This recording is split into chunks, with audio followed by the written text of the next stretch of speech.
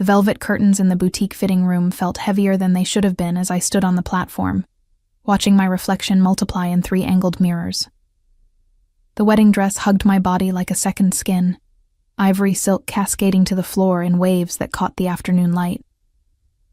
My mother sat behind me, dabbing at her eyes with a tissue, while the seamstress circled with her pincushion, making final adjustments.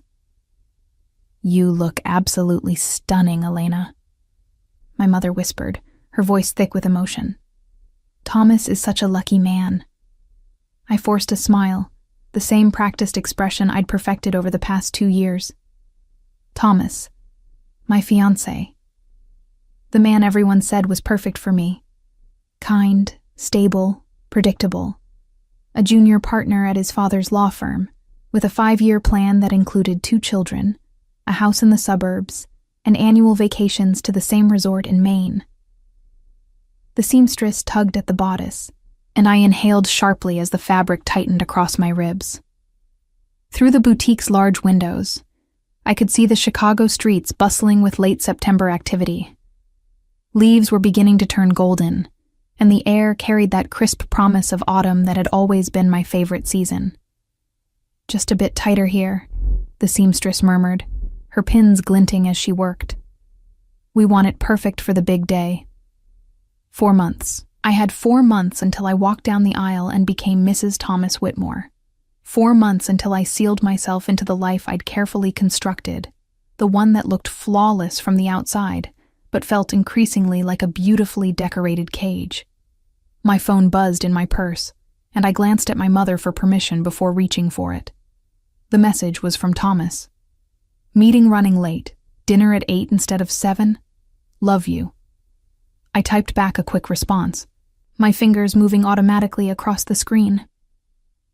Everything with Thomas was automatic now. Comfortable. Safe. Exactly what I'd wanted when I'd said yes to his proposal at that charity gala 2 years ago, in front of 500 witnesses and a string quartet playing Vivaldi. "All done," the seamstress announced, stepping back to admire her work. "You can change now. We'll have this ready for your final fitting in 3 months." As I carefully removed the dress in the privacy of the fitting room, I caught sight of my own eyes in the mirror. They looked tired, almost resigned. I wondered when that had happened, when the spark had dimmed from something bright and dangerous to something merely pleasant. I knew exactly when. 5 years ago, the summer I turned 23, when I'd fled from Chicago to New York, running from a man whose presence had consumed me so completely that I'd been terrified of losing myself entirely. Dario.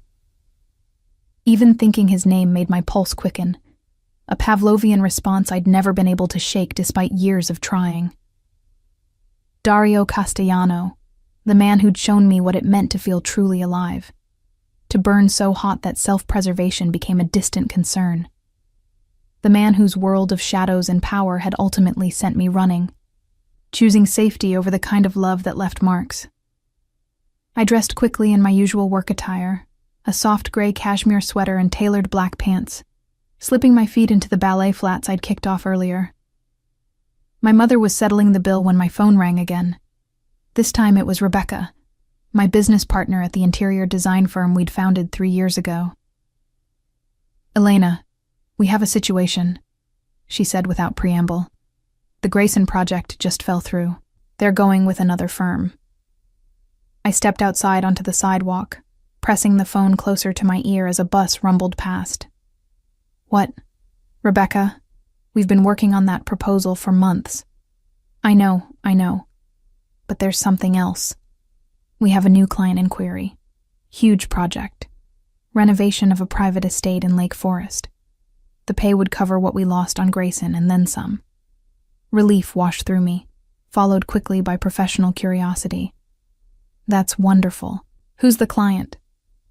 There was a pause on the other end of the line, long enough that I felt a prickle of unease crawl up my spine. "Rebecca?"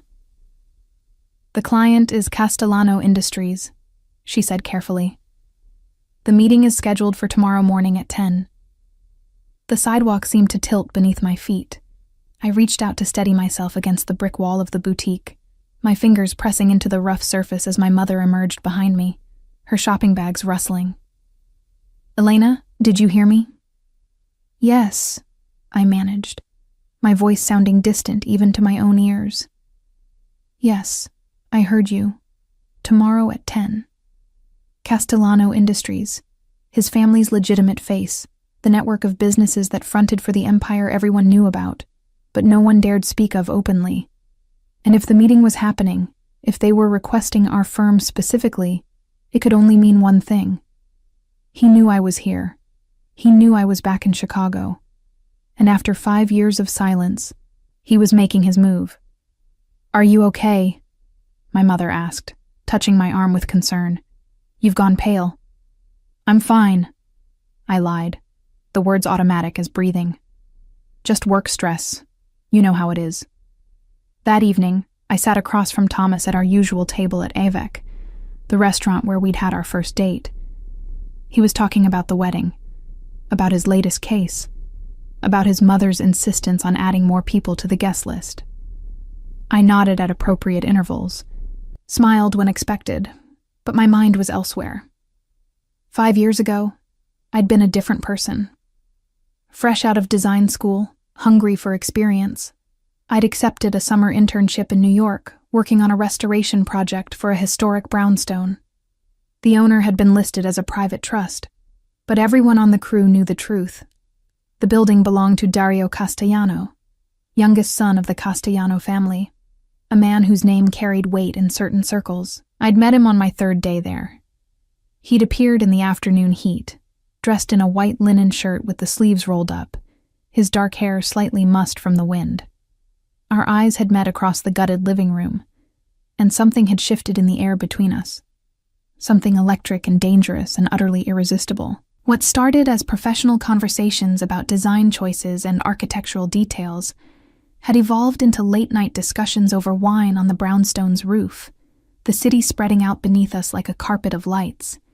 He'd been intelligent, funny, surprisingly vulnerable when he let his guard down, and the chemistry between us had been undeniable, a pull so strong that fighting it had felt like fighting gravity itself. By the end of June, I was his, completely, irrevocably his. The way he looked at me made me feel like the only woman in the world. The way he touched me, with a mixture of possession and reverence, had awakened parts of myself I hadn't known existed.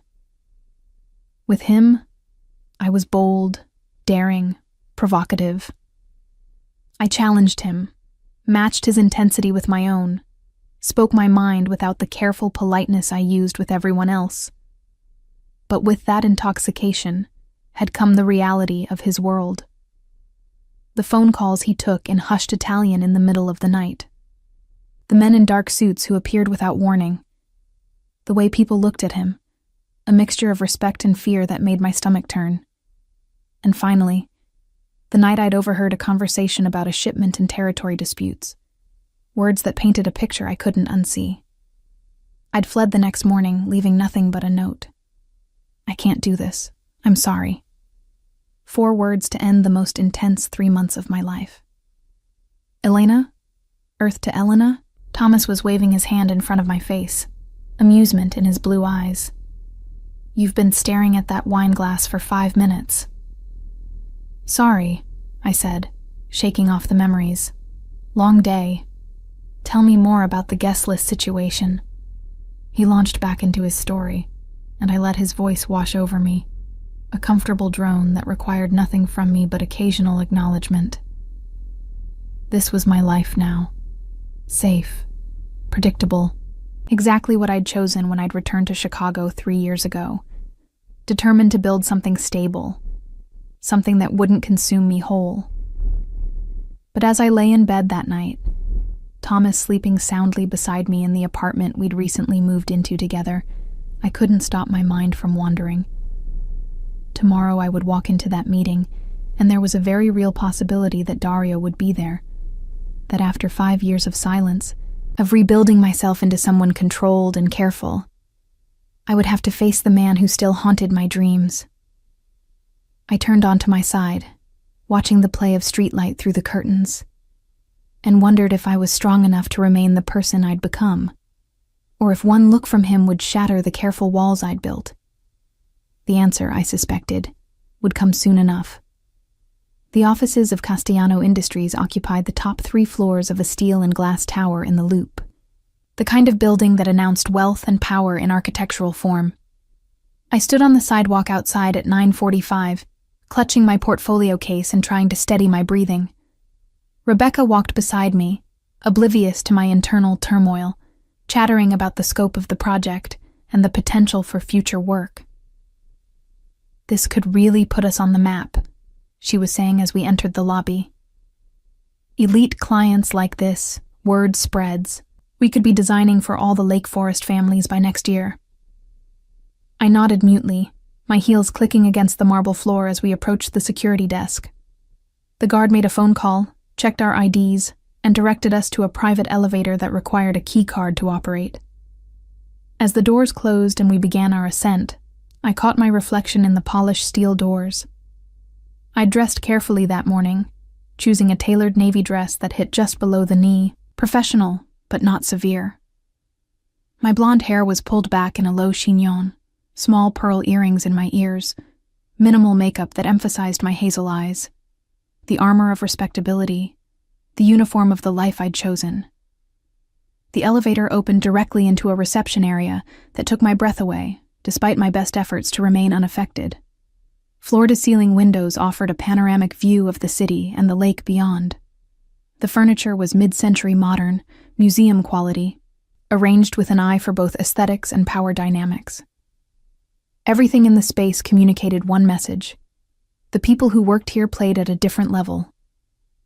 A woman in her 50s, impeccably dressed in Chanel, rose from behind a glass desk. "Ms. Reyes? Ms. Chen? Welcome. Mr. Castellano is expecting you. Follow me, please." My heart hammered against my ribs. I'd prepared myself for the possibility of seeing him, but the confirmation made my hands tremble slightly. I gripped my portfolio tighter, using the weight to ground myself. We walked down a corridor lined with original artwork, passing several closed doors before the woman stopped before a set of double doors in dark wood. She knocked once, then opened them, stepping aside to allow us entry. The office beyond was a study in controlled elegance. More windows, more views, but also bookshelves filled with volumes in multiple languages, a sitting area with Italian leather furniture, and a massive desk of dark walnut that commanded the space. Behind that desk, rising from his chair as we entered, was Dario. 5 years had only refined what had already been devastating. He was taller than I remembered, or perhaps it was just the force of his presence in the space. His dark hair was shorter now, professionally styled, but I could still see the slight wave that I'd once run my fingers through. The sharp planes of his face, the strong jaw, the full mouth that I'd tasted more times than I could count, all exactly as I remembered, but harder somehow, more defined. He wore a charcoal suit tailored so perfectly, it looked like a second skin, a white shirt open at the collar, no tie. His eyes, dark brown and intense, met mine across the room, and the air between us seemed to crackle with recognition. For a moment, we simply stared at each other. I saw surprise flicker across his features, quickly masked, but not before I caught it. He hadn't known. He hadn't known I was the designer coming to this meeting. "Ms. Reyes," he said, his voice exactly as I remembered, that slight Italian accent curling around the syllables. "Ms. Chen, thank you for coming. Please, sit." Rebecca moved forward immediately, extending her hand, launching into professional pleasantries. I followed more slowly, my legs feeling unsteady as I crossed the carpet. When I took his offered hand, the contact sent electricity shooting up my arm. His fingers closed around mine, warm and firm, and his thumb brushed almost imperceptibly across my knuckles before he released me. "Elena," he said quietly, "just for me. It's been a long time." "Mr. Castellano," I replied, my voice remarkably steady. "Yes, it has." Something flashed in his eyes at my formality. Amusement? Irritation? With Dario, it was always hard to tell what lay beneath the surface. We settled into the leather chairs arranged before his desk, Rebecca immediately pulling out her tablet to display our portfolio. But Dario's attention was fixed on me, his gaze traveling over my face, as if cataloging every change time had wrought. "I understand you're looking for an interior design firm for a property renovation," Rebecca began, swiping through images of our previous work. "We've done extensive work in historic preservation and luxury residential design. Our approach is to honor the original architecture while incorporating modern amenities and the client's personal aesthetic." "I'm familiar with your work," Dario said, though his eyes never left mine. "That's why I specifically requested this meeting." Rebecca preened at what she took as a compliment. I knew better. This meeting wasn't about interior design. It was about something else entirely. "The property in question is my family's estate in Lake Forest," he continued, finally turning his attention to Rebecca. "It was built in 1920, Italian villa style, overlooking the lake. My father recently passed, and the house has fallen into some disrepair. I want it restored, not just to its former glory, but elevated beyond it." "I'm very sorry for your loss," Rebecca said sincerely. "We'd be honored to take on a project of this significance. Could you tell us more about your vision?" For the next hour, Dario outlined the scope of the work.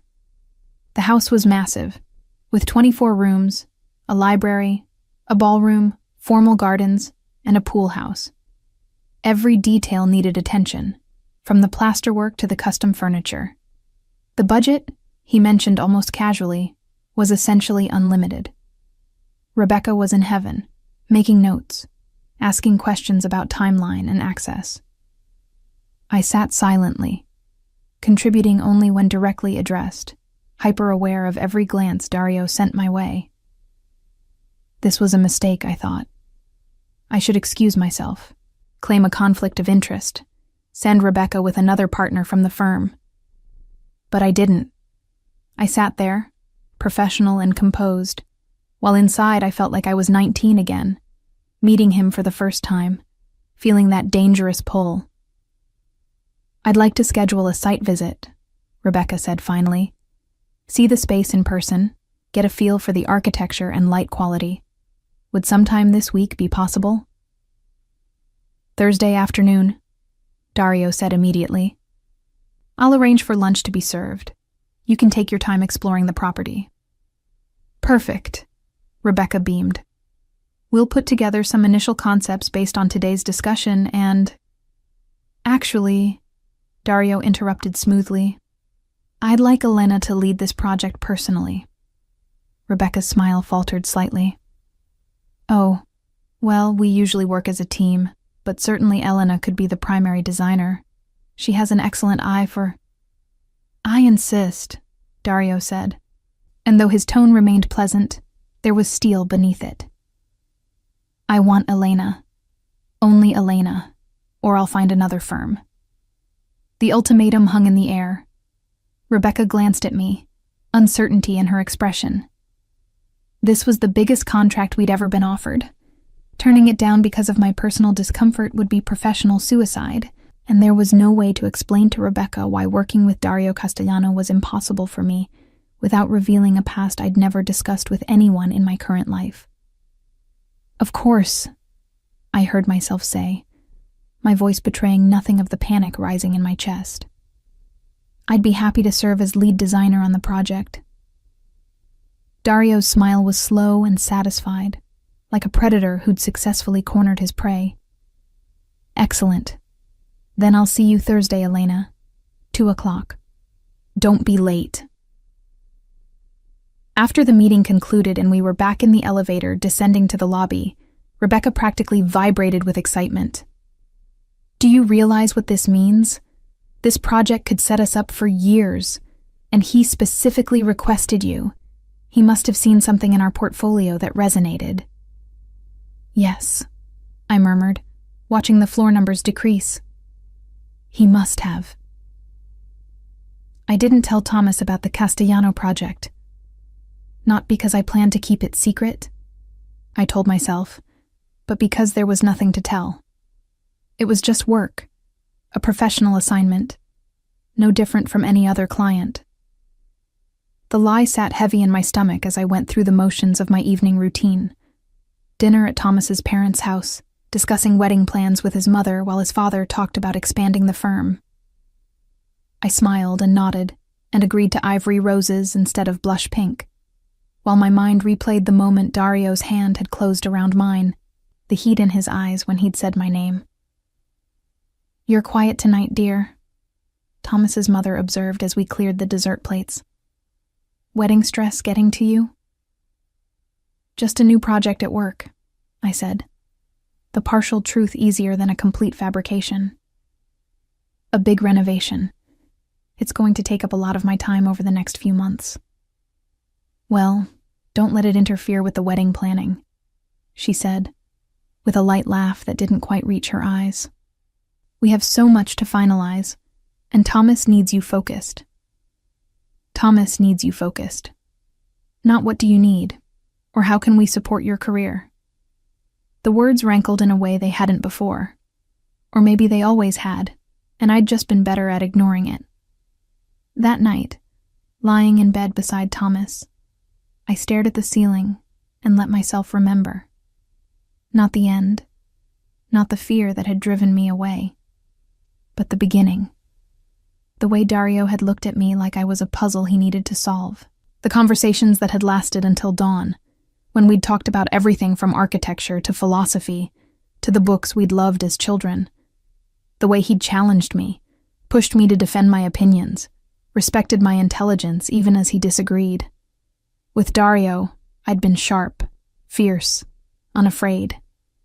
I'd matched his intensity with my own, pushed back when he pushed, met his dark humor with wit that made him laugh in a way that sounded surprised, as if he wasn't used to being genuinely amused. I'd been more myself with him than I'd ever been with anyone else. And then I discovered the truth of his world. And fear had won. Thursday arrived faster than I wanted it to.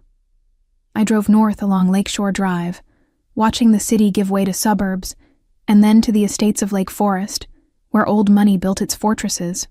Rebecca had wanted to come, but I'd convinced her that an initial solo visit would be more efficient, allowing me to move through the space at my own pace without having to coordinate schedules.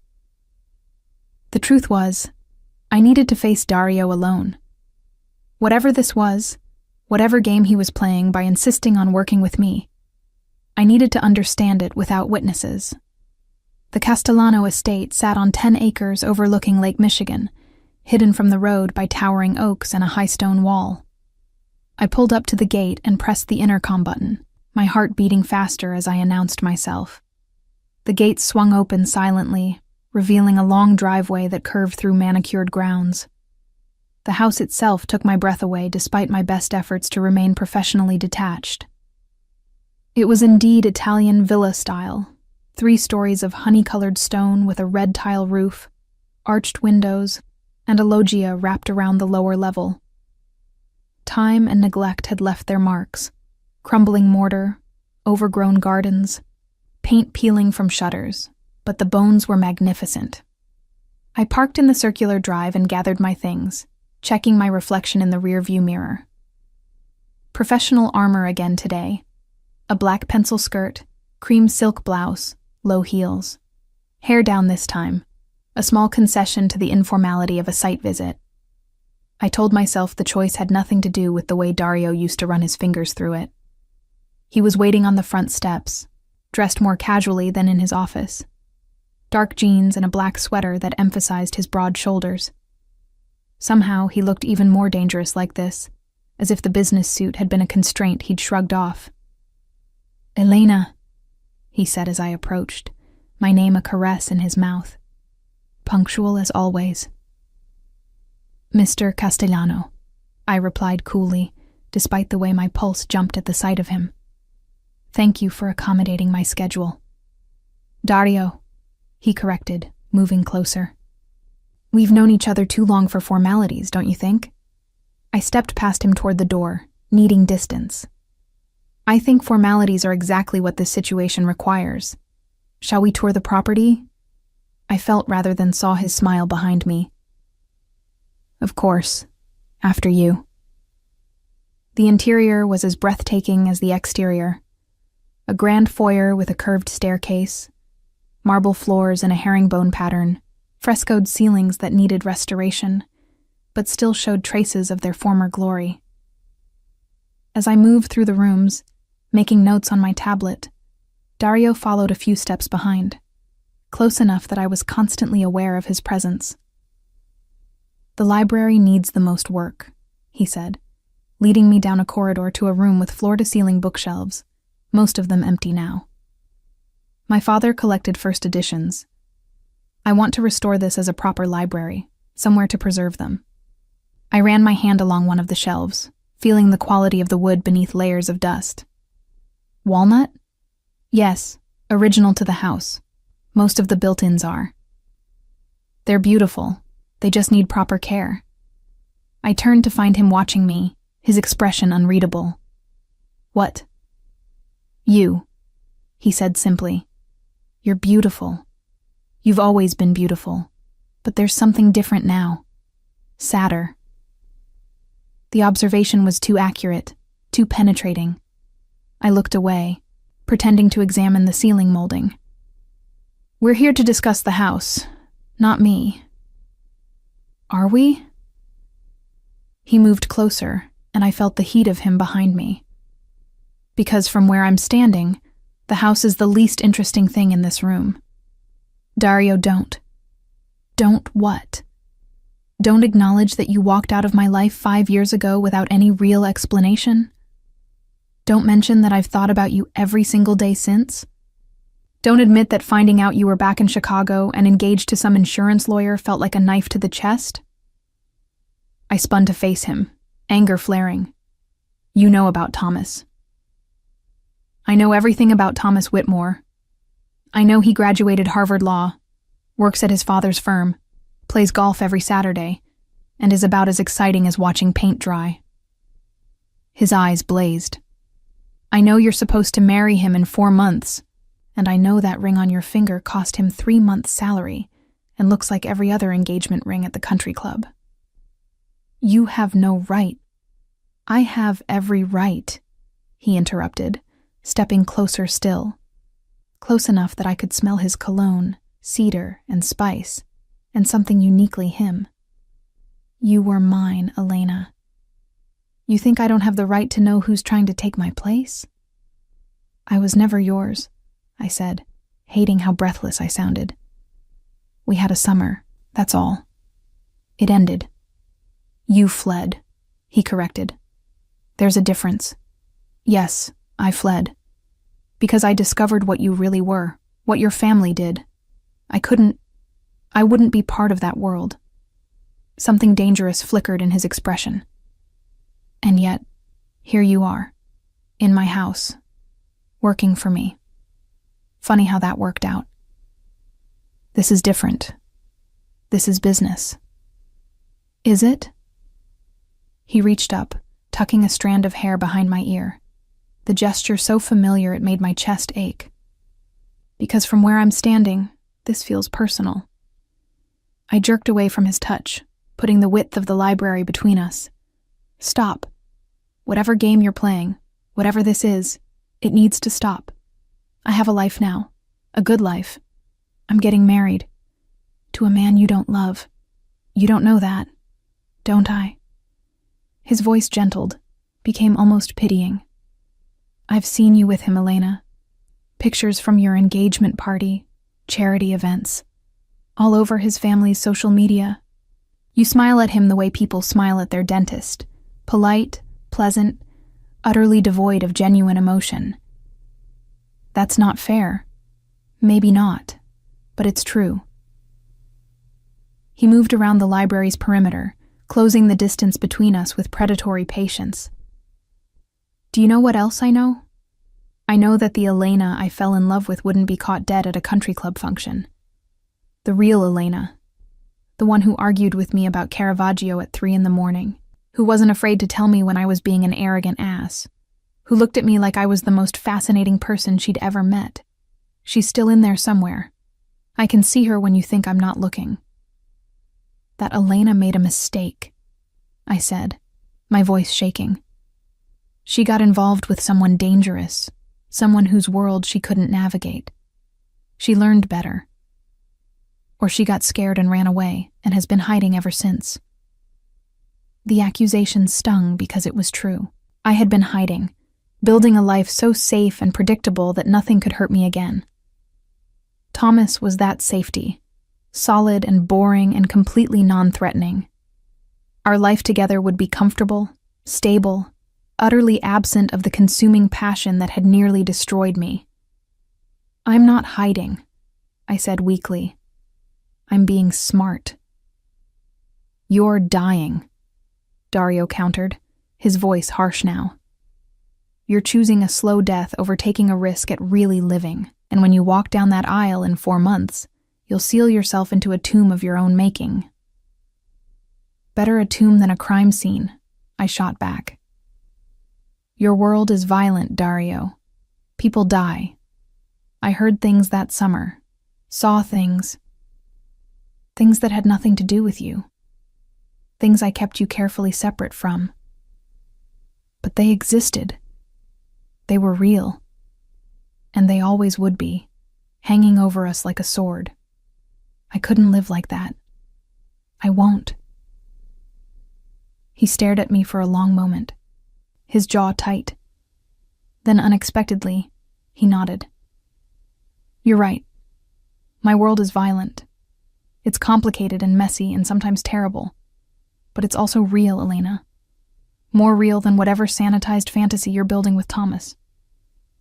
At least with Thomas, I know I'll be safe. Safe, he repeated, the word bitter in his mouth. Is that really what you want? To be safe and bored and half alive? I didn't answer, couldn't answer, because we both knew the truth. This argument, this entire situation, was happening because some part of me, the part I'd buried deepest, was still drawn to him like a moth to flame, unable to resist even knowing I'd get burned. We stood in the dusty library, the afternoon light slanting through the dirty windows, and I felt the foundation of my carefully constructed life beginning to crack. 4 months. I had 4 months until I married Thomas, until I made the safe choice permanent. 4 months of working with Dario, of being in close proximity to the one man who'd ever made me feel truly alive. 4 months to prove I was strong enough to resist him. Looking at him now, seeing the determination in his eyes, I wasn't sure I was. The site visit lasted another 2 hours, but the tension from our confrontation in the library colored every interaction. Dario was the perfect professional, pointing out architectural details, discussing his vision for each space, but underneath the civility was a current of something darker, more charged. We finished in the primary bedroom, a massive space with French doors leading to a balcony overlooking the lake. The view was spectacular, and I found myself drawn to the windows, imagining how the morning light would flood the room, how the sound of waves would drift in on summer evenings. My mother loved this room, Dario said from behind me. She used to sit on that balcony and read for hours. After she died, my father couldn't bear to enter it. That's why it's in such disrepair. I turned to find him closer than I'd realized, his expression softer than I'd seen it since our reunion. I'm sorry. I didn't know about your mother. 10 years ago. Cancer. He moved to stand beside me at the window, both of us staring out at the gray-blue expanse of lake. She would have liked you. She always said I needed someone who wasn't afraid to challenge me. Dario. I know. This is business. You're engaged. I'm not supposed to say these things. He glanced at me, and I saw pain in his eyes, genuine pain that made my chest tighten. But I can't pretend, Elena. Not with you. I never could. What do you want from me? The question came out more vulnerable than I'd intended. Why bring me here? Why insist on working with me? Because when I found out you were back in Chicago, that you were getting married, I realized I had one last chance, one opportunity to show you that what we had wasn't just some summer fling you can bury and forget. It was 5 years ago, and I've never forgotten a single moment of it. He turned to face me fully, his intensity almost overwhelming in the intimate space of the bedroom. Have you forgotten? I wanted to lie, to tell him that I'd moved on completely, that Thomas had erased every memory of what we'd shared. But standing here, in this beautiful wreck of a house that needed saving, looking into the eyes of the man who'd once known every secret thought in my head, I couldn't. No, I whispered. I haven't forgotten. Triumph flashed across his face, but he didn't move closer, didn't push his advantage.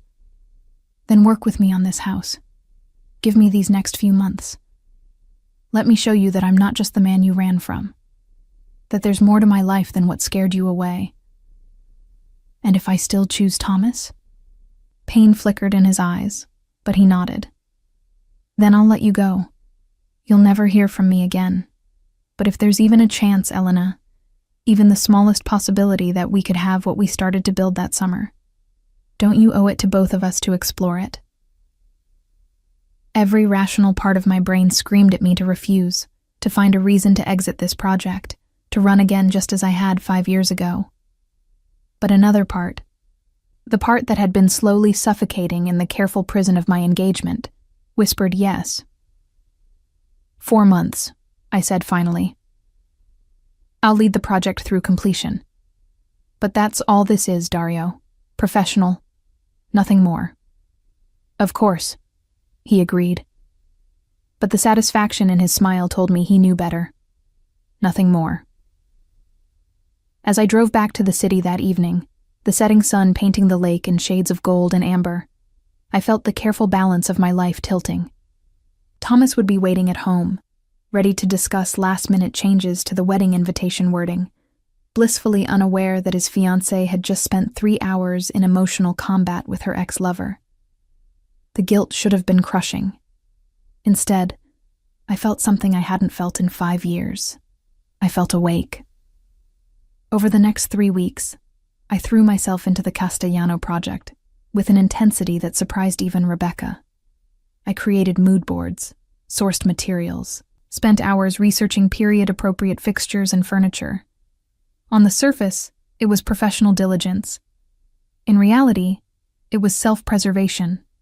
If I stayed busy enough, I could avoid thinking about what I was really doing, about the line I was dancing along. The trouble was, the project required constant consultation with Dario, site visits, material approval meetings, discussions about finishes and furniture placement. Each interaction was professionally appropriate, and yet charged with an undercurrent that left me drained and exhilarated in equal measure. He was different than I remembered, I realized. More controlled, more deliberate in his words and actions. The passionate intensity was still there, but banked now, channeled into something more mature and somehow more dangerous. This wasn't the 29-year-old man I'd known in New York, burning through life with barely contained energy. This was someone who'd learned patience, who understood that some things were worth waiting for. And he was waiting for me. I could feel it in the way he looked at me when he thought I wasn't paying attention, in the carefully casual touches that shouldn't have meant anything, but somehow meant everything. Meanwhile, my relationship with Thomas began to show cracks. He noticed my distraction, complained about the time I was spending on the Lake Forest project, suggested I delegate more to Rebecca. "It's just a house renovation, Elena," he said one evening, frustration creeping into his usually placid tone. "You're acting like it's the Sistine Chapel." "It's the biggest project our firm has ever handled," I countered, not mentioning that Dario had recommended us to 2 other wealthy families, bringing in business that would secure our company for years. "It matters." "More than us? More than the wedding? Don't be dramatic, Thomas. I'm not being dramatic, he insisted, his voice rising slightly, a rare occurrence for him. You're different, Elena. Ever since you started working with these Castellano people. You're distant, distracted. You barely touch me anymore. The accusation stung because it was true. I'd been avoiding intimacy with Thomas, making excuses about stress and wedding planning, unable to reconcile sleeping with him while my thoughts were consumed by Dario. I'm sorry, I said. And I meant it. Thomas didn't deserve to be collateral damage in whatever game Dario and I were playing. You're right. I've been letting work consume me. I'll do better. He pulled me into his arms, and I let him, trying to find comfort in the familiar embrace. But even as Thomas held me, I couldn't help comparing. His touch was gentle, respectful, completely without the electricity that sparked whenever Dario's hand brushed mine. The breaking point came in late October, at a benefit gala for Thomas's law firm. I'd dressed carefully in a pale gold gown, elegant and appropriate for a soon-to-be law firm wife. Thomas was proud, I could tell, introducing me to partners and clients, his hand possessive at my waist. And then Dario walked in. He cut through the crowd like a knife, devastating in a tuxedo that made every other man in the room look diminished. He wasn't alone. On his arm was a stunning brunette in crimson, someone I vaguely recognized from society pages. I felt a stab of something that I absolutely refused to identify as jealousy. Our eyes met across the ballroom, and I saw surprise in his expression. He hadn't known I would be here. This wasn't a planned encounter, wasn't part of whatever strategy he'd been employing. For the first time in weeks, we were meeting on neutral ground. Thomas, oblivious to the sudden tension, smiled and waved. Isn't that Castellano? The client you've been working with? We should say hello. Before I could invent a reason not to, he was steering me across the room, right toward the man who'd been consuming my thoughts. Dario's date said something to him, and he nodded absently, his attention fixed on me. Castellano, Thomas greeted warmly, extending his hand. Thomas Whitmore. I don't think we've met, but I've heard so much about your renovation project from Elena. Whitmore, Dario replied, his grip firm as they shook hands. His eyes slid to me. Your fiancé is extraordinarily talented. You're a lucky man. Don't I know it? Thomas beamed, completely missing the undercurrent in Dario's tone. Elena's been practically living at your estate. I'm beginning to think she prefers it to our apartment. It's a beautiful property, Dario said smoothly. Requires considerable attention to detail. Elena has been invaluable in restoring it to what it should be. The conversation continued, superficially pleasant, while I stood frozen between them, hyper-aware of every glance Dario sent my way, every deliberate word choice that carried double meaning only I would catch. His date, growing bored, excused herself to visit the ladies' room. Thomas, spotting one of his senior partners, did the same. I'll just be a minute, darling. Need to discuss the Henderson case. And then Dario and I were alone in the crowded room, surrounded by people but existing in a bubble of tension so thick it was almost visible. You look beautiful tonight, he said quietly, his gaze traveling over me in a way that made my skin heat. Though I prefer you with your hair down. Don't, I whispered, glancing around to make sure no one was watching. Not here. Where then? You've been avoiding me, Elena, using our meetings as an excuse to keep things purely professional. I'm beginning to think you're afraid. I'm not afraid. No? He stepped closer, just inside the boundaries of propriety, close enough that I could see the silver beginning to thread through his dark hair, the fine lines at the corners of his eyes that hadn't been there 5 years ago. Then prove it. Have dinner with me. Just the two of us, away from the house, away from your fiancé. One meal. I can't. Can't or won't. Both, I said, frustration bleeding into my voice. What do you think will happen, Dario? We'll have dinner, rekindle old flames, and I'll what? Leave Thomas 4 months before our wedding? Blow up my entire life? Would that be such a terrible thing? Blowing up a life that's clearly making you miserable? I'm not miserable. You're not happy either. I can see it in your eyes, feel it in the way you hold yourself, like you're afraid to take up too much space, to be too much of anything. His words hit too close to home. With Thomas, I was careful, measured, pleasant. I shaped myself to fit his expectations, his family's expectations, the social circle we moved in. The sharp, fierce Elena that Dario remembered had been filed down to smooth edges. That's who I am now, I said, but my voice lacked conviction. That's who you pretend to be. He reached out as if to touch my face, then seemed to remember where we were and lowered his hand. The real Elena, the woman I fell in love with. She's still there. I see her when you talk about the house, about your design choices, when you think no one's watching and your guard drops. She's in there, suffocating. You don't know what you're talking about. Don't I? Tell me something, Elena. When was the last time you laughed? Really laughed, not that polite little sound you make when Thomas tells one of his golf stories. When was the last time you felt anything that made your heart race, made you feel alive? I couldn't answer, because the truth was devastating. The only time my heart raced anymore was when I was around him. Thomas reappeared, breaking the moment, his arms slipping around my waist as he rejoined the conversation.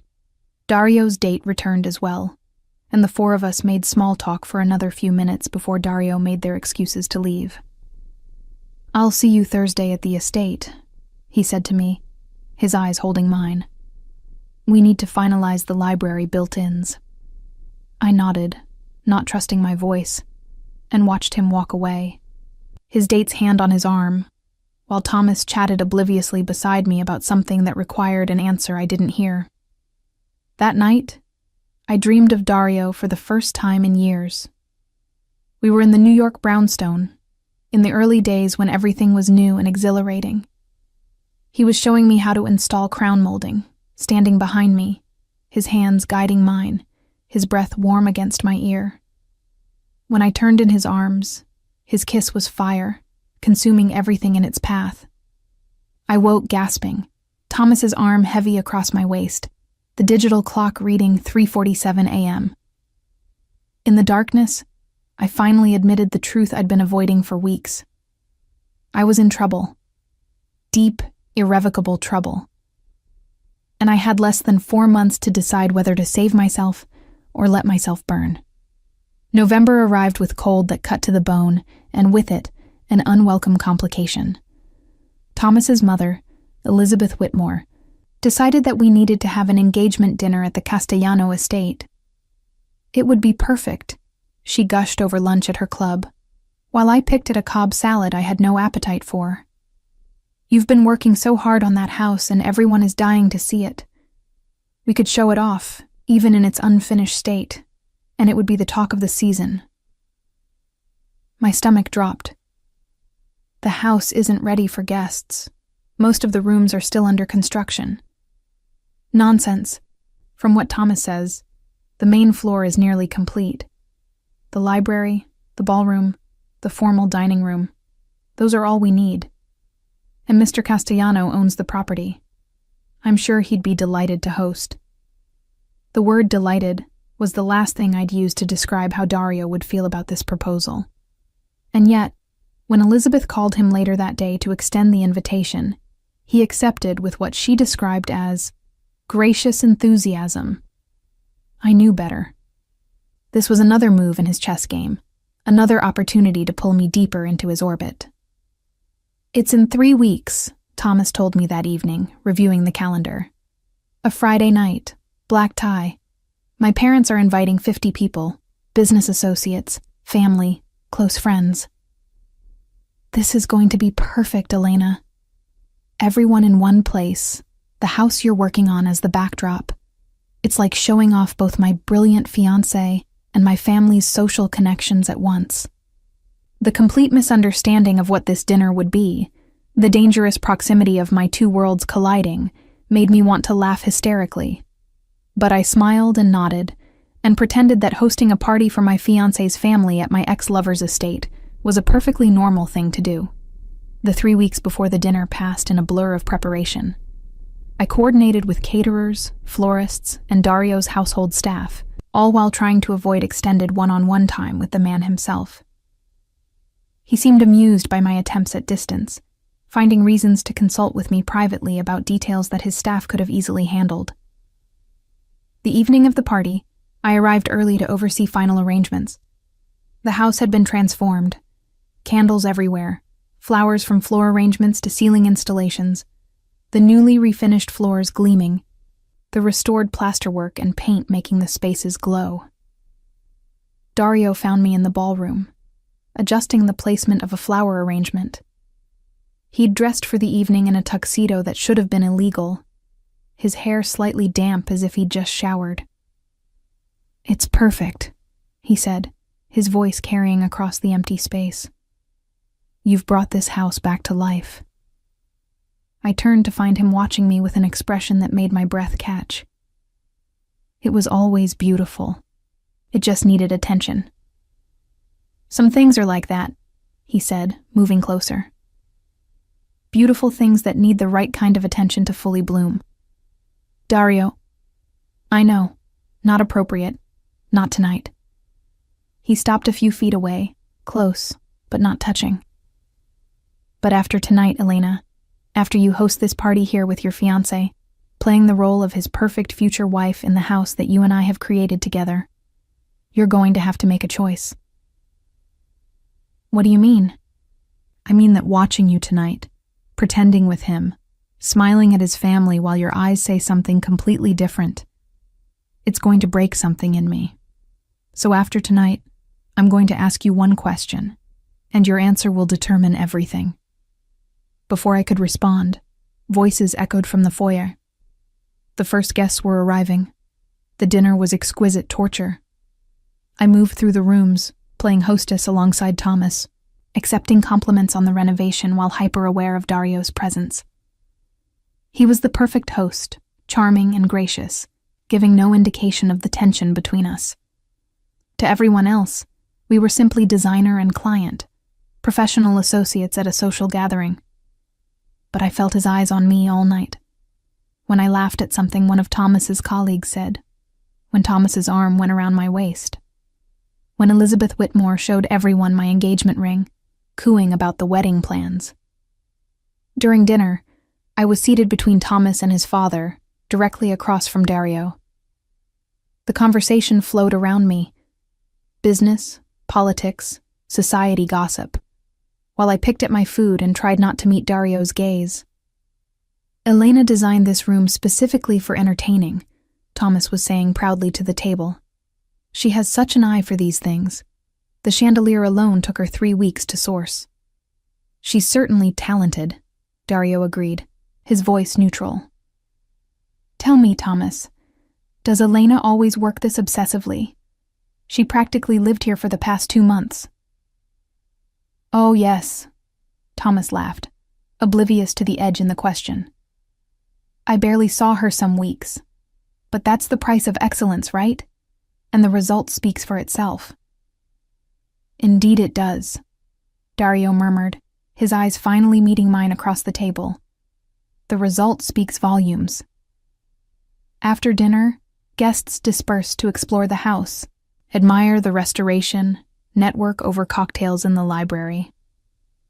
I excused myself to the powder room, needing a moment away from the performative nature of the evening.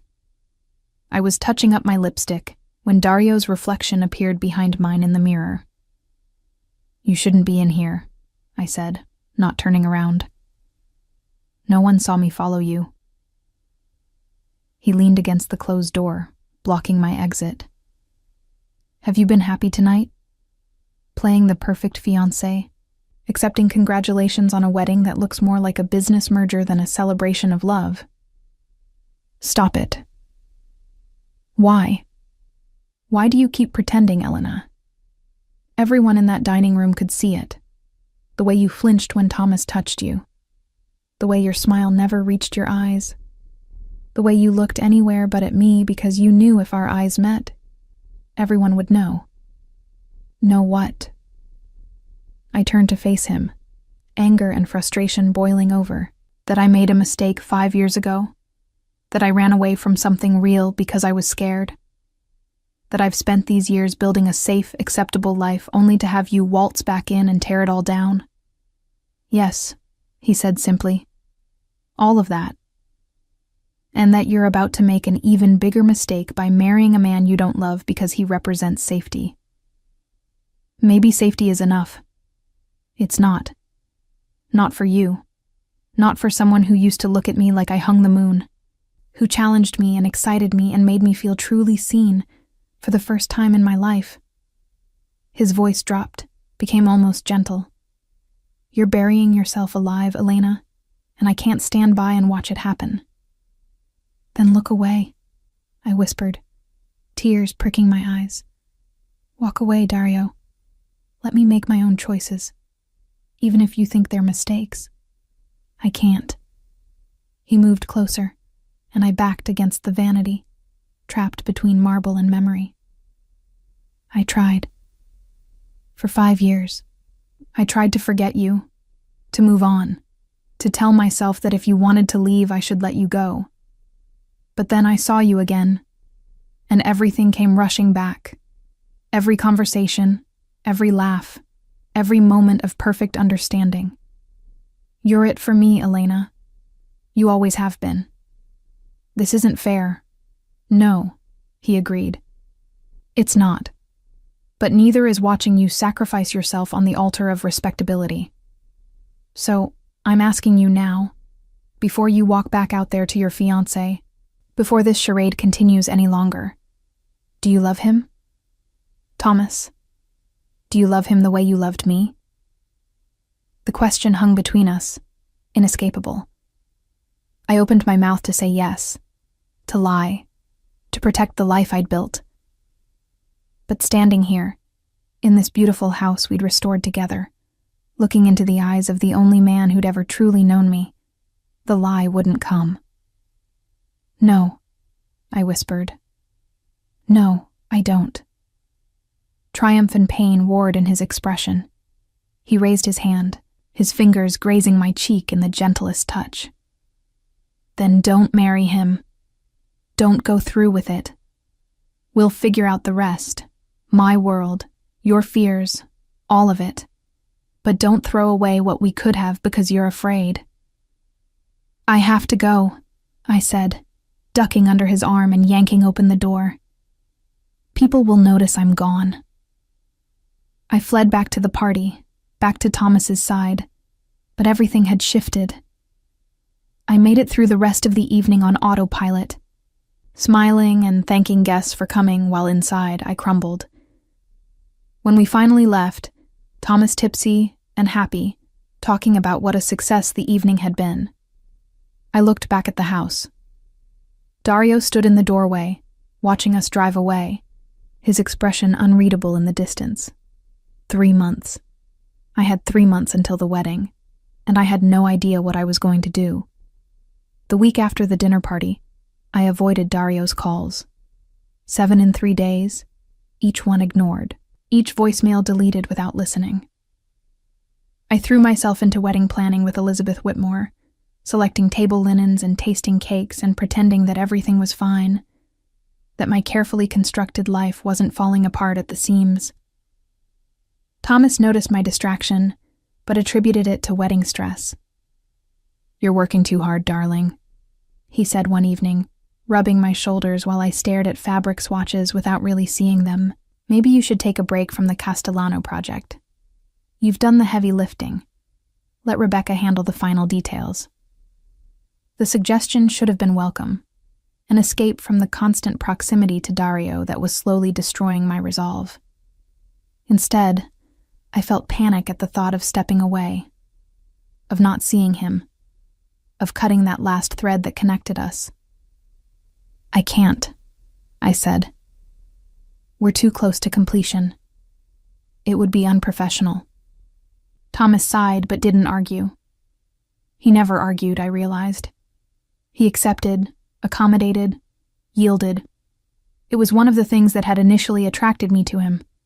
His easygoing nature, his lack of demands. Now it felt like indifference, as if he didn't care enough about me to fight for my attention. The 4th day after the party, Dario stopped calling. Instead, a courier arrived at my office with a package. Inside was a leather-bound book, old and clearly valuable, with a note in his distinctive handwriting. "Elena, I found this in my father's library. First edition Dante, Inferno, page 47. D." My hands trembled as I opened to the marked page. There, in the original Italian, was the passage about Paolo and Francesca, the doomed lovers swept into hell for their adultery, forever bound together in their punishment. Dario had underlined one phrase and translated it in the margin. "Love, which permits no loved one not to love." I closed the book and pressed it against my chest, my heart hammering. This was his answer to my avoidance, a reminder that what we felt wasn't something either of us could simply choose to stop feeling. Love, the line suggested, compelled reciprocation. It wasn't a choice, but a force, inevitable as gravity. Rebecca noticed the book when she came into my office to discuss a new client inquiry. "Nice," she said, admiring the binding. "Antique?" "A gift," I said vaguely, "from a client." Her eyebrows rose. "Must be some client. That looks expensive." "He's grateful for the work we've done on his estate." But Rebecca was too perceptive, and she'd known me too long. "Elena," she said carefully, sitting across from my desk, "are you okay? And I don't mean in the general wedding stress way everyone keeps assuming. I mean really okay." The concern in her voice, the genuine friendship behind the question, nearly undid me. Rebecca and I had built our business from nothing, had supported each other through long nights and difficult clients, and all the challenges of being young women trying to make it in a competitive field. She deserved honesty. "I don't know," I admitted. "I thought I knew what I wanted. I thought I'd figured out how to be happy. But now everything's confused and I don't know what's real anymore." "This is about Castellano, isn't it?" At my startled expression, she gave me a sad smile. "I'm not blind, Elena. I've seen the way you two look at each other when you think no one's watching. The way you light up when he calls, then immediately shut it down. The way you've been different these past 2 months. More alive somehow, but also more conflicted. I'm not judging," she interrupted gently. "But you're getting married in 3 months. Whatever this is, you need to figure it out before you walk down that aisle. It's not fair to Thomas, and it's not fair to you." She left me alone with that observation and the book of Dante, and I knew she was right. I couldn't keep existing in this limbo, caught between the life I'd chosen and the life I'd fled from. I needed to make a decision. That evening, I finally listened to Dario's voicemails. Each one was brief, his voice controlled but carrying an edge of desperation that grew with each message. "Elena, we need to talk. Call me. I know you're avoiding me. I understand why, but it doesn't change what I said. Call me. The house is nearly finished. We need to discuss final details, and we need to talk about us. Elena, please, don't shut me out. Not again." The last message was different, his voice rough as if he'd been drinking. "I lied when I said I'd let you go if you still chose him. I can't. I won't. You can marry Thomas if that's what you really want. But I'll spend the rest of my life knowing you settled for safety instead of love, and that will haunt me until I die. So, before you make that choice, before you commit to a life of pleasant numbness, meet me one more time. Let me remind you what it feels like to really live. I sat in my car in the parking garage beneath our apartment building, Thomas waiting upstairs with takeout from my favorite Thai place, and I pressed the callback button before I could think better of it. Dario answered on the first ring. Elena. I got your messages, I said, my voice shakier than I wanted it to be. And the book. Page 47, he said. Tell me you understand. I understand that you're comparing us to doomed lovers from Dante's Inferno. That's not exactly encouraging. They were damned for adultery, he agreed. But they were also immortalized for the strength of their love. Given the choice between heaven without each other and hell together, they chose each other. Every single time, they chose each other. That's not romantic, Dario. That's tragic. Is it? Or is it the only honest response to real love? Acknowledging that some connections transcend logic and safety and the expectations of the world. I closed my eyes, leaning my head back against the seat. Why are you doing this? Why can't you just let me go? Because you don't want me to. His voice gentled. If you truly wanted me to leave you alone, you would have called off the Castellano project weeks ago. You would have blocked my number, returned the book, built walls I couldn't scale. But you didn't. You're still here, still holding on to this thread between us because you feel it too. The impossibility of really letting go. Feeling something and acting on it are different things. Are they? Elena, meet me tomorrow. One dinner, just the two of us. If after that, you still want to marry Thomas, if you can look me in the eye and tell me you choose him, I'll back away. I'll finish the house through intermediaries. I'll stay out of your life. But give me one evening to remind you of what we had, of what we could have again. Every rational thought screamed at me to refuse. Meeting him privately, especially now when my emotions were so raw, was reckless and dangerous. It was a betrayal of Thomas, of the life I'd committed to, of everything I'd built over the past 5 years. But I couldn't say no. Some traitorous part of me, the part that came alive only around Dario, was already agreeing. One dinner, I heard myself say, but not in public. I can't risk being seen. The estate, he said immediately. Tomorrow night, I'll cook. The intimacy of that suggestion, Dario cooking for me in the house we'd restored together, made my stomach flip. But I'd already committed.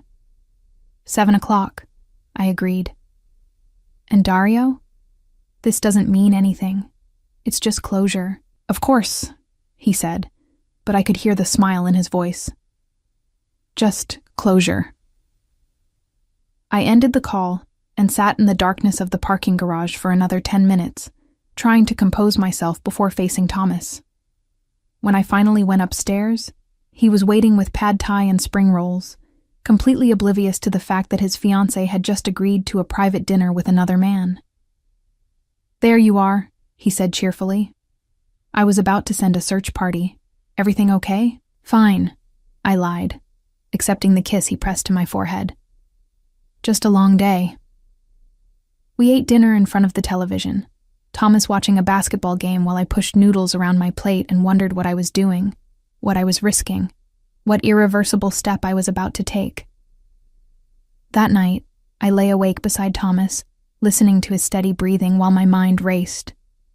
24 hours from now, I would be with Dario. Alone in that beautiful house, with no buffer of professionalism or witnesses or wedding planning to hide behind. Just the two of us, and the truth we'd been dancing around for months. I should cancel. I should call him in the morning and tell him I'd made a mistake, that dinner was a terrible idea, that I needed to focus on my upcoming marriage. But I knew I wouldn't. Because Rebecca was right. I needed to figure this out before I walked down that aisle. And the only way to know if what I felt for Dario was real, or just the lingering echo of an old passion, was to face it directly, without the armor of denial I'd been hiding behind. Tomorrow night, I would have my answer. Tomorrow night, everything would change.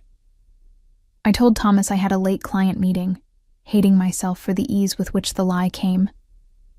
He barely looked up from his laptop, absorbed in case files for a trial the following week. "Don't work too late," he said absently. "My mother wants us for brunch on Sunday to finalize the seating chart." "I'll be home by 11, I promised, another lie to add to the growing collection. I drove north as the winter sun set early, painting the sky in shades of orange and purple. The Castellano estate looked different at twilight, softer somehow, the warm light from windows making it appear more like a home than a showpiece. I'd spent so many hours here over the past months, but always during the day, always with staff present, always maintaining professional distance. Tonight was different. Dario opened the door before I could knock, as if he'd been watching for my arrival. He'd dressed casually, dark jeans and a black sweater, but somehow looked more devastating than in any of his tailored suits.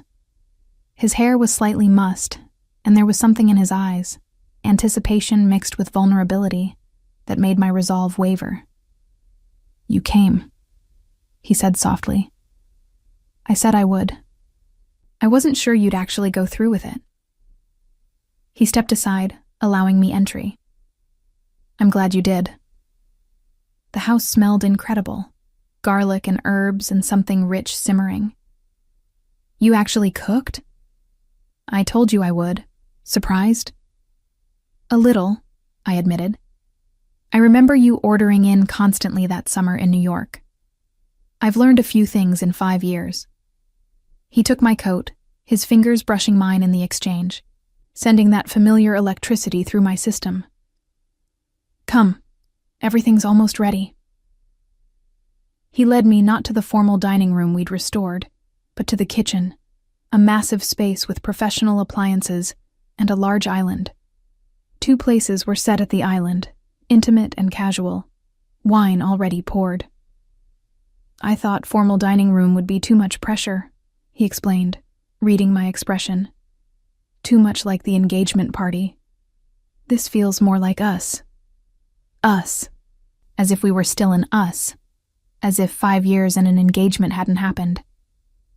But as I watched him move around the kitchen with surprising competence, plating fresh pasta with a sauce that smelled divine, I found myself relaxing into the moment.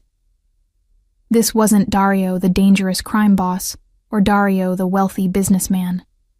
This was the man I'd fallen in love with that summer. Intelligent, funny, surprisingly domestic when he wanted to be.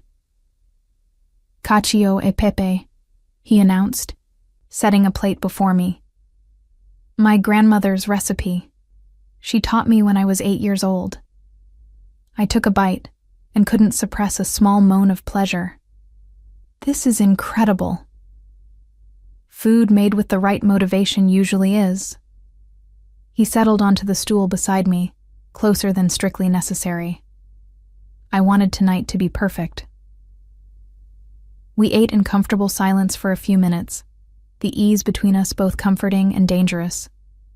This was what I'd been avoiding, the realization that Dario and I had always fit together in a way that transcended logic, that made being with him feel like coming home. "Tell me about the past 5 years," he said eventually.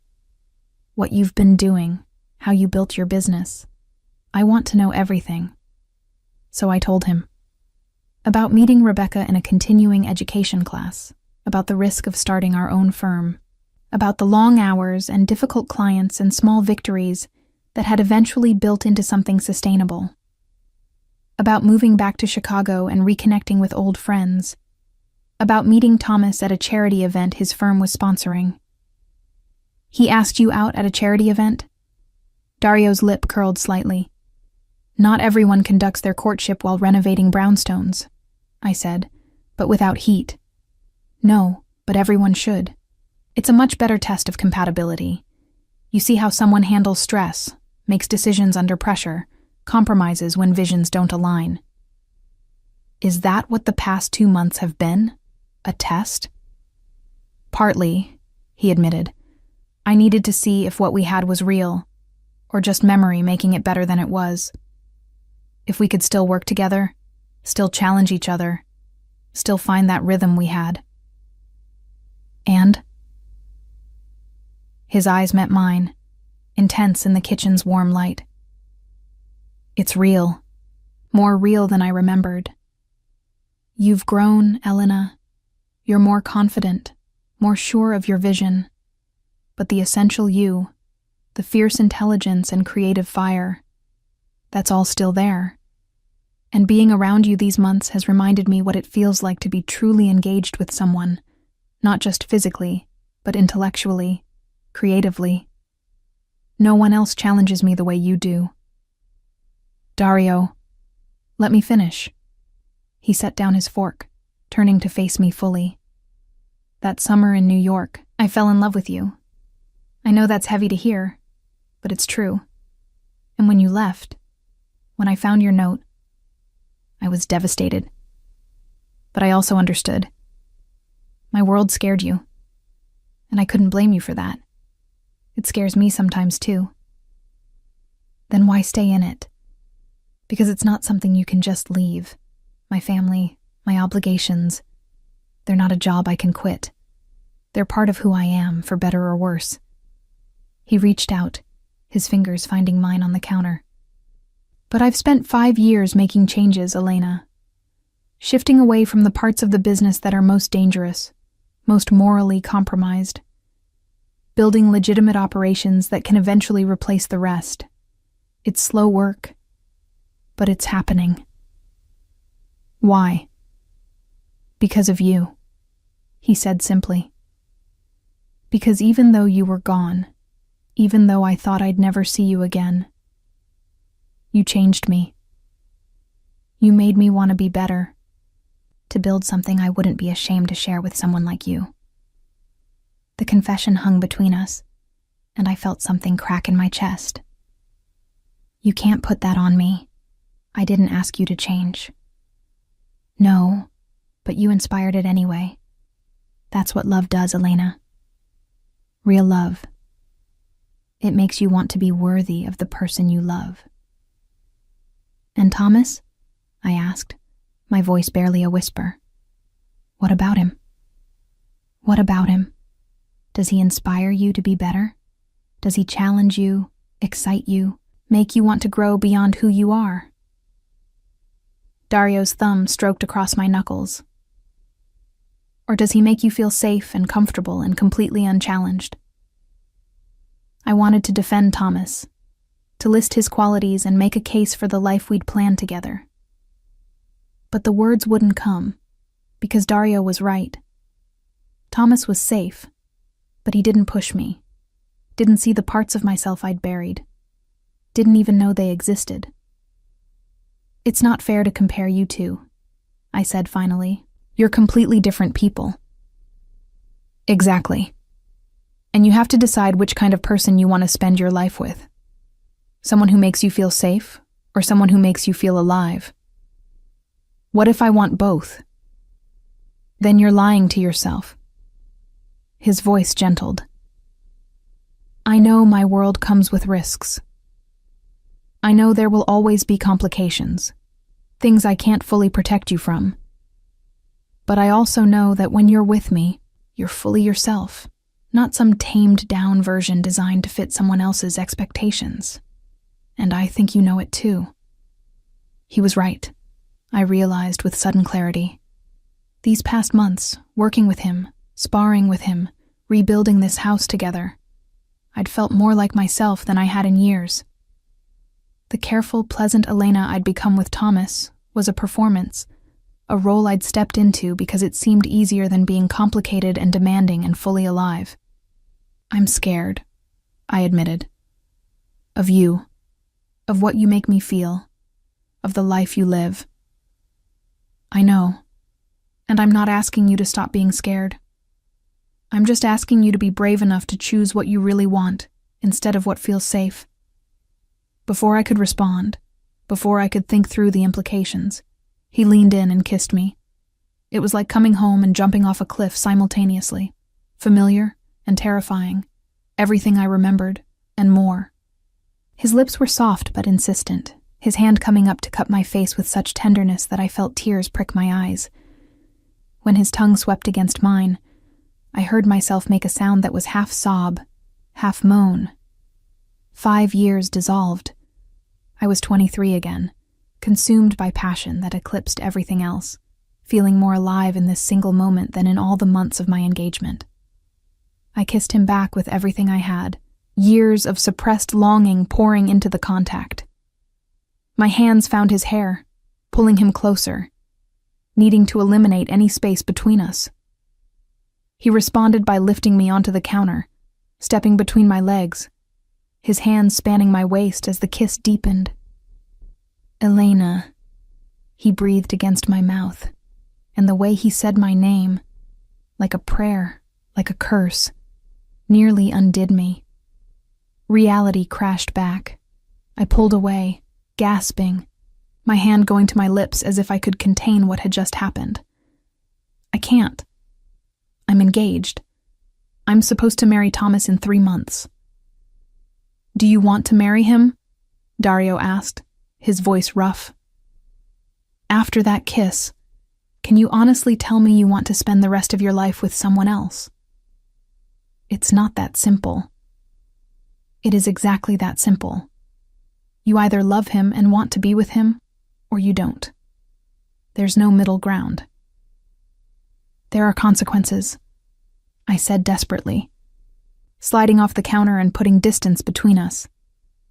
His family, my family, all the planning, the deposits, the guests who've already made arrangements.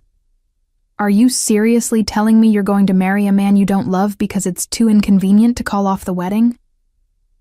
The way he phrased it made it sound absurd, but the weight of social expectation, of disappointing people, of admitting I'd been wrong, it was crushing. "You don't understand. My parents barely speak to me as it is. Thomas's family has been so welcoming, so kind.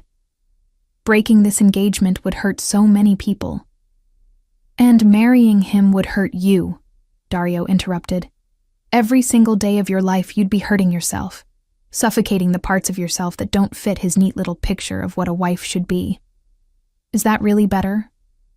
I couldn't answer because I didn't have an answer. Everything he was saying was true, but the practical realities of my life, the commitments I'd made, couldn't just be erased by a kiss, no matter how earth-shattering. "I need to go," I said, grabbing my coat from where he'd hung it. "This was a mistake. I never should have come. Elena, wait." But I was already moving toward the door, fleeing just as I had 5 years ago, running from feelings too big to contain, too dangerous to acknowledge. He caught me in the foyer, his hand on my arm spinning me around. "Don't do this again. Don't run away because you're scared." "I'm not running away. I'm being realistic. We can't just pick up where we left off, Dario. Too much has changed. Nothing important has changed," he insisted. "You still feel what I feel. That kiss proved it. A kiss doesn't erase reality. I have a life, commitments, a wedding planned. Then cancel it." His voice was urgent now, almost desperate. "Come with me instead. Stay tonight. Let me show you what we could have together." The temptation was overwhelming. To say yes, to let myself fall back into his orbit completely, to stop fighting the pull between us. But that way lay madness, the kind of consuming passion that had terrified me 5 years ago, that would eclipse everything else until I couldn't see straight. "No," I said, though it cost me everything. "I can't. I won't." I pulled free and ran to my car, my hands shaking so badly I could barely get the key in the ignition. In the rearview mirror, I saw Dario standing in the doorway, silhouetted against the light, watching me leave him again. The drive back to the city was a blur of tears and recrimination. What had I done? I'd kissed another man while wearing Thomas's ring, had let Dario say things that made everything clear, had admitted to myself that I didn't love my fiancé the way I should. When I got home, Thomas was asleep. I slipped into bed beside him, careful not to wake him, and stared at the ceiling until dawn, my lips still tingling from Dario's kiss, my heart shattered into pieces I didn't know how to reassemble. The final 11 weeks before the wedding passed in a kind of fugue state. I threw myself into the last details with manic intensity, finalizing the menu, confirming the band, obsessing over centerpieces and favor bags, and every other minutia that went into planning a society wedding. If I stayed busy enough, I could almost avoid thinking about that night at the estate, about the kiss that had confirmed what I'd been trying to deny. I didn't return to the Castellano house. I assigned all remaining tasks to Rebecca and other team members, communicating with Dario's staff only through email. Dario himself didn't contact me. No calls, no messages, nothing. His silence was somehow worse than persistence would have been. It felt like acceptance, like he'd finally given up. The wedding dress hung in my closet like an accusation. I'd lost weight. Stress, I told my mother when she worried, though the truth was that food had lost all appeal. Thomas noticed my distraction, but attributed it to pre-wedding jitters, which I suppose it was, in a way. 2 weeks before the wedding, the Castellano project officially wrapped. Rebecca presented me with the final invoice and the client satisfaction survey, which Dario had filled out with impeccable professionalism. Exceptional work. Would recommend without reservation. As if I'd just been his designer, nothing more. We should celebrate, Rebecca said. This project made our reputation. Elite clients are already calling because of it. Sure, I agreed hollowly. That's great. She studied me with concern. Elena, are you okay? You've been different these past few weeks. More. Absent. Wedding stress, I said automatically. Is it? Or is it something else? I couldn't meet her eyes. I'm fine. Everything's fine. But nothing was fine. I was going through the motions of a life that felt increasingly like a prison, counting down to a wedding that felt more like a funeral. And the worst part was that I had no one to blame but myself. I'd made these choices, accepted this proposal, planned this wedding. The fact that I'd realized it was all wrong didn't change the momentum carrying me toward that altar. The week of the wedding arrived with a flurry of activity. The rehearsal dinner was Friday night, the ceremony Saturday afternoon. Family members descended on Chicago from various cities. Thomas's mother orchestrated everything with military precision, while I smiled and nodded and felt like I was watching it all happen to someone else. Thursday night, I sat in my childhood bedroom at my parents' house, where tradition dictated I spend the night before the rehearsal. My dress hung on the closet door, a confection of lace and silk that had cost more than my first car. On the dresser sat my veil, my shoes, the something old and something borrowed items my mother had carefully selected. My phone buzzed with a text from an unknown number. My hands shook as I opened it. I tried to respect your choice, tried to let you go, but I can't watch you do this to yourself. If you marry him tomorrow, I'll accept it and never contact you again. But if you're having even the smallest doubt, if any part of you knows this is wrong, don't walk down that aisle. Don't condemn us both to a lifetime of what if. D. I stared at the message until the screen went dark, then reread it a dozen times. He was right. Of course he was right. I was making a terrible mistake, one I would regret for the rest of my life. But calling off a wedding less than 48 hours before it happened, the scandal, the expense, the humiliation for Thomas and his family, the cost seemed insurmountable. I didn't sleep that night. I lay in my childhood bed, watching shadows move across the ceiling, weighing duty against desire, security against passion, the life I'd chosen against the life I truly wanted. By morning, I still hadn't decided. The rehearsal went smoothly. We walked through our positions, practiced the timing, listened to the string quartet run through their program. Thomas held my hand throughout, beaming with happiness, while I felt like I was suffocating. His family surrounded us: mother, father, 2 sisters, various aunts and uncles and cousins, all celebrating the upcoming union, all oblivious to my internal turmoil. At the rehearsal dinner, I sat at the head table between Thomas and his father, picking at salmon I couldn't taste, while toast after toast celebrated our upcoming marriage.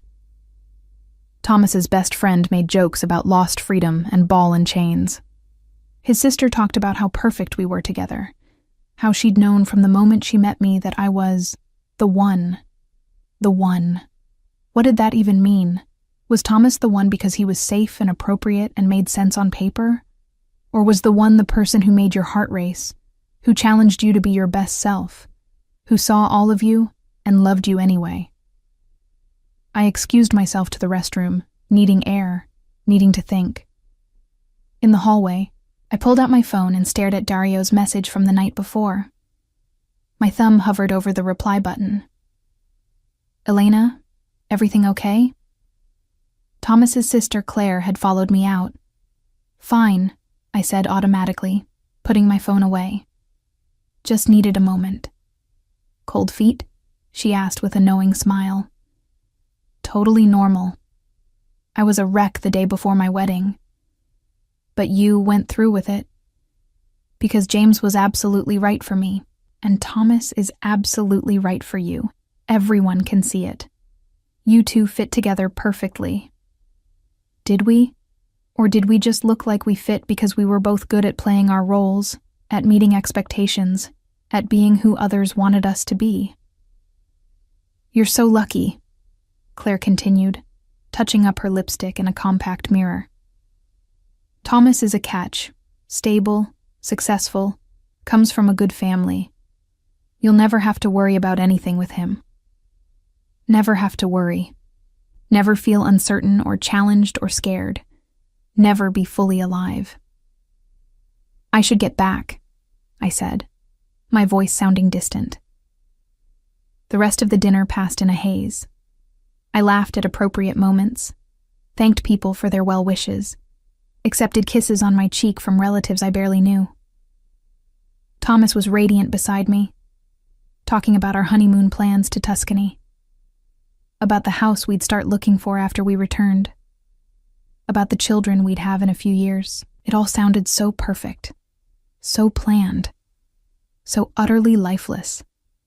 That night, alone again in my childhood bedroom, I finally let myself cry. Great, heaving sobs that shook my whole body, mourning the loss of the life I might have had, the woman I might have been if I'd been brave enough to choose passion over security. My phone lit up with another message. Dario again, his final message. "Last chance, Elena. The church is St. Michael's, 2 p.m. If you show up, I'll know you've made your choice. If you don't, if you go through with marrying him, I'll disappear from your life completely. But know this: what we have doesn't come along twice in a lifetime. Don't throw it away because you're afraid. Be brave. Be yourself. Choose love. Choose us." I pressed the phone to my chest, my tears coming harder. He was asking me to do the impossible, to blow up my entire life, to hurt people I cared about, to embrace uncertainty and danger, and a world I didn't fully understand. But the alternative was marrying Thomas tomorrow, condemning myself to a life half-lived, always wondering what might have been. I cried until I had no tears left, until exhaustion finally claimed me sometime after 3 a.m. My wedding day dawned clear and cold, a perfect December afternoon with snow threatening, but holding off. My mother came to wake me, her eyes shining with emotion as she saw me in my childhood bed one last time before I became a married woman. "I can't believe my little girl is getting married," she said, sitting on the edge of the bed. "You've grown into such a remarkable woman, Elena. I'm so proud of you." The words should have comforted me. Instead, they felt like weights, adding to the crushing pressure building in my chest. The morning passed in a blur of preparations. Hair and makeup artists transformed me into a bridal version of myself, flawless, glowing, utterly unrecognizable as the woman having a complete emotional breakdown. My bridesmaids arrived, champagne was poured, photos were taken of us getting ready. Through it all, I moved on autopilot, smiling and laughing and pretending everything was perfect, while inside I screamed. "Time to put on the dress," my mother announced at 1 o'clock. My bridesmaids helped me into it, zipping up the back, arranging the train, placing the veil on my carefully styled hair. When I looked in the mirror, I saw a beautiful bride. But I didn't see myself. "You're stunning," my sister breathed. "Thomas is going to lose his mind when he sees you." Thomas. Kind, stable Thomas, who had done nothing wrong except be exactly who he'd always been. A good man who didn't happen to be the right man for me. The car arrived to take us to the church. St. Michael's was old and beautiful, the same church where Thomas's parents had married, where his grandparents had married before them. A family tradition. I was being absorbed into their traditions, their expectations, their life. We pulled up to the side entrance where brides traditionally arrived. Through the windows, I could see the church was packed, at least 200 guests, all dressed in their finest, all waiting to witness the ceremony. The string quartet played softly. The flowers Rebecca had helped me select were arranged beautifully along the aisle and the altar. It was perfect. Picture perfect. Absolutely perfect. And completely wrong. My bridesmaids went ahead to take their positions. My father appeared in his tuxedo, offering his arm, his eyes suspiciously bright. "You ready, sweetheart?" he asked. "No," I whispered. "Daddy, I don't think I can do this." His expression shifted to concern. "Cold feet? That's natural. Not cold feet. I don't love him. Not the way I should. Not the way he deserves." My father's face went pale. "Elena, there are 200 people in that church. Thomas is standing at the altar waiting for you. You can't—" "I know," I said miserably. "I know it's terrible timing. I know it will cause a scandal. But marrying him when I feel like this, isn't that worse?"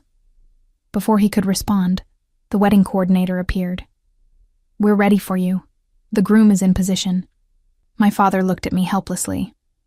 "Elena, whatever you're feeling right now, we can work through it. But you need to get through today first. The ceremony, the reception. Then, if you're still having doubts, you and Thomas can talk.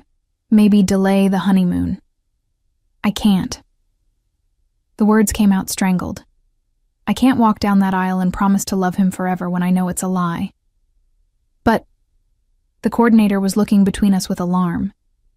"Is everything okay? We're on a schedule." The music changed. The wedding march began. My father gripped my arm. "Elena, we have to go. Now.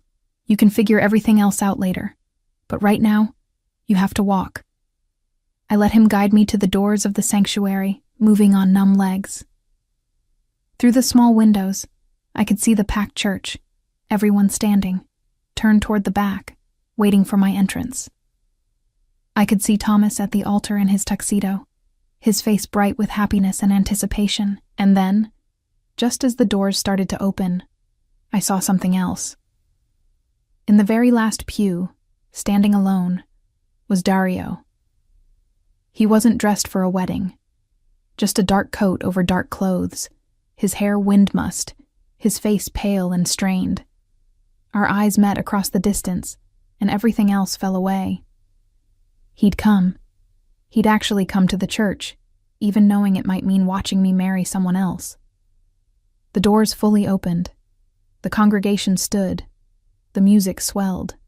Every face turned toward me with anticipation. I took one step forward on my father's arm, then another. Each step feeling like walking through water, each breath harder to draw. Thomas's face was radiant, his eyes locked on me as I moved slowly down the aisle. His parents beamed from the front row. My mother dabbed at her eyes with a tissue. And in the back, Dario watched with an expression of such anguish that it physically hurt to see. I was halfway down the aisle when I realized I couldn't do it. Couldn't take another step. Couldn't lie to all these people, to Thomas, to myself. But the momentum carried me forward. My father's arm firm through mine. The music propelling us. The weight of expectation like a physical force pushing me toward the altar. We reached the front.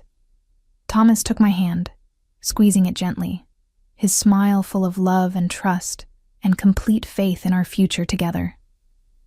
The priest began, "Dearly beloved, we are gathered here today." His words washed over me, meaningless sounds as I stood frozen, staring at Thomas while my mind screamed. The ceremony proceeded, readings, prayers, a song by the soloist we'd selected. I participated mechanically, my voice barely audible when required to respond. And then the moment came. If anyone present knows of any reason why this couple should not be joined in holy matrimony, the priest intoned, speak now, or forever hold your peace. The traditional pause followed. No one ever objected at actual weddings. It was ceremonial, a formality. Except this time. I object. The voice came from the back of the church, deep and clear and absolutely certain. Every head turned. Gasps rippled through the congregation. Dario stood in the center aisle, no longer in the last pew, but halfway down, visible to everyone.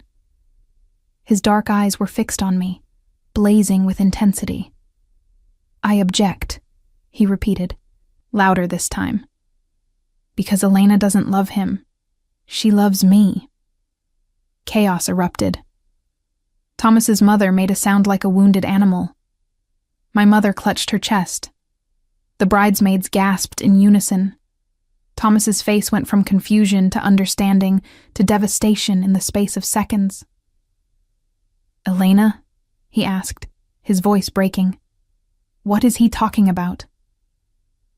I looked at Thomas, kind, stable Thomas, who had done nothing to deserve this humiliation.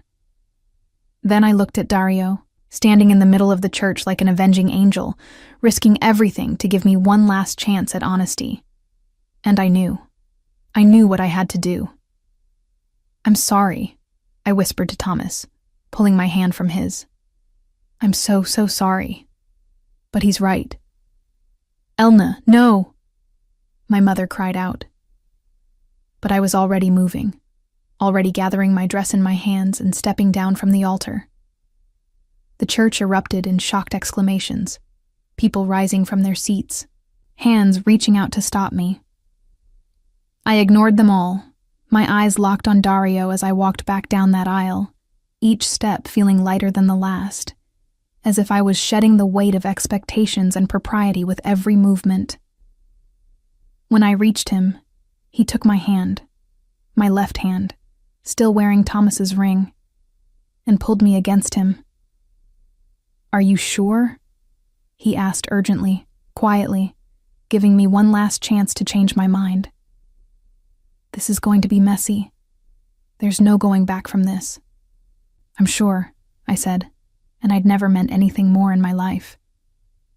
I choose you. I choose us. His smile was brilliant, transforming his face. Then let's get out of here. We ran down the rest of the aisle hand in hand, my wedding dress flying behind me, my veil coming loose. Behind us, the church erupted in absolute pandemonium. My mother wailing, Thomas's mother shouting, people calling my name, demanding explanation. But I didn't look back. Dario's car was waiting outside, not the sensible sedan I'd expected, but a sleek black motorcycle, completely inappropriate for a woman in a wedding dress and completely perfect. You're kidding, I said, staring at it. I came prepared for a dramatic exit. His eyes gleamed with mischief and joy. Hold on tight. He swung onto the motorcycle, then pulled me on behind him. I gathered the ridiculous volume of my dress as best I could, wrapping my arms around his waist and pressing against his back. Where are we going? I shouted as the engine roared to life. Away from here, Anywhere you want." He turned his head slightly, his profile sharp against the winter sky. "Together." As we pulled away from the curb, I caught a glimpse of the church doors bursting open, people streaming out, Thomas standing frozen on the steps, his face a mask of shock and hurt. Guilt stabbed through me. I'd handled this terribly, hurt people who didn't deserve it, caused a scandal that would echo for years. There would be consequences, recriminations, bridges burned. But as we accelerated down the street, the cold wind whipping my veil away completely, the city blurring around us, I felt something I hadn't felt in 5 years. I felt free. We didn't stop until we were miles from the church, pulling into a secluded overlook that faced the lake. Dario killed the engine, and in the sudden silence, I could hear my heart pounding, the reality of what I'd just done crashing over me. "Oh my God," I breathed. "I just left my own wedding. I just humiliated Thomas in front of everyone, his family, my family, all those people. Hey." Dario turned on the bike, taking my face in his hands. "Breathe. Just breathe." "What did I do? What did I just do?" "You chose yourself," he said firmly. "You chose honesty over convenience. You chose love over security. You were incredibly brave. I feel like a monster." "You feel like someone who made an impossible choice," he corrected. "Yes, people are hurt. Yes, this is messy. But would marrying him have been better? Living a lie for the rest of your life?" I thought about it, about what my life would have been. Waking up beside Thomas every day, always pretending, always performing, slowly dying inside while maintaining the perfect facade. Never feeling truly seen, truly known, truly alive. "No," I admitted. "It would have been worse." "Then you did the right thing. The hard thing, but the right thing." My phone started ringing, my mother's ringtone, then my father's, then Thomas's. I stared at the device, watching the names flash across the screen, unable to bring myself to answer. "You don't have to talk to them yet," Dario said gently. "Not until you're ready." I turned off the phone and looked at him. This man who had turned my life upside down, who had refused to let me settle for less than I deserved, who had been brave enough to stand up in a church full of people and declare the truth. "Now what?" I asked. "I have no job. Rebecca will probably fire me after this scandal. I have no home. I certainly can't go back to the apartment I share with Thomas. My family is probably disowning me as we speak. I'm standing here in a wedding dress that I'll never need, and I don't know what to do next." Dario's smile was soft, understanding. "Now you come home with me. We figure out the rest as we go. Together." "Together," I repeated, testing the word. It felt right, felt true in a way that my engagement never had. He kissed me then, soft and sweet and full of promise. When we pulled apart, he rested his forehead against mine. "I love you, Elena. I've loved you for 5 years. I'll love you for the rest of my life." "I love you too," I whispered. The words I should have said that summer. The words I'd been too scared to acknowledge until now. I'm still scared. Your world. What you do. We'll navigate it together, he promised. I told you, things are changing. I'm changing. And with you beside me, I can be the man you deserve. As the winter sun set over the lake, painting the sky in shades of pink and gold, I stood in my wedding dress in the arms of the man I loved and felt, for the first time in 5 years, that everything was going to be okay. The road ahead wouldn't be easy. There would be consequences, angry phone calls, broken relationships, social exile from the world I'd briefly belonged to. My business partnership with Rebecca might not survive. My parents might not forgive me. Thomas certainly wouldn't. But as Dario helped me back onto the motorcycle and we rode toward his estate, toward our future. I knew I'd made the right choice. Not the easy choice, not the safe choice, but the true choice. The choice that made me fully, completely, dangerously alive. The Castellano estate looked different in summer. Gardens I'd only seen in winter bloom now exploded with color. Roses climbing the loggia, lavender lining the paths. I stood on the terrace, watching the late afternoon sun paint the lake in gold, and marveled at how much had changed in half a year. Dario emerged from the house, 2 glasses of wine in hand.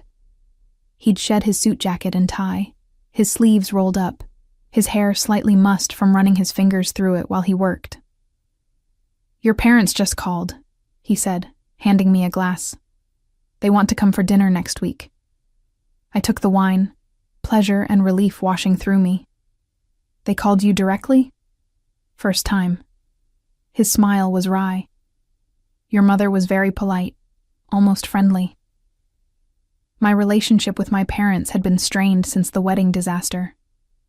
They'd been hurt, angry, mortified by the scandal I'd caused.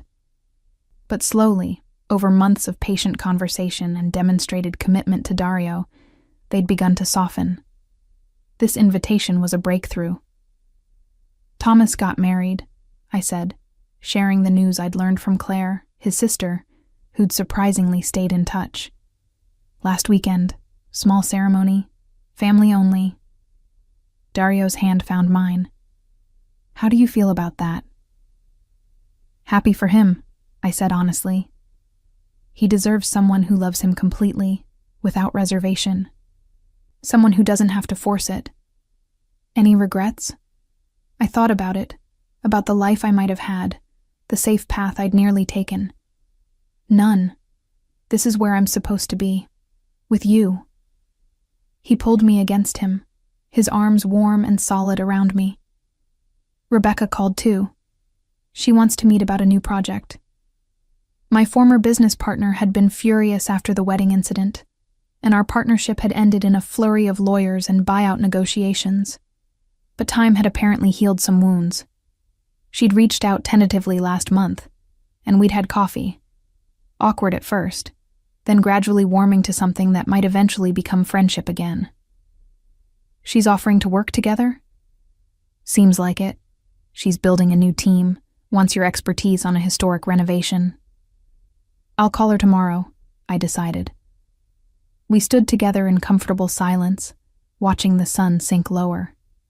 Inside the house, our house now, I could hear staff preparing dinner. This life still felt surreal sometimes, the wealth and the staff and the responsibilities that came with being Dario's partner. But I was learning, adapting, finding my place in his world while staying true to myself. "I have something for you," Dario said suddenly.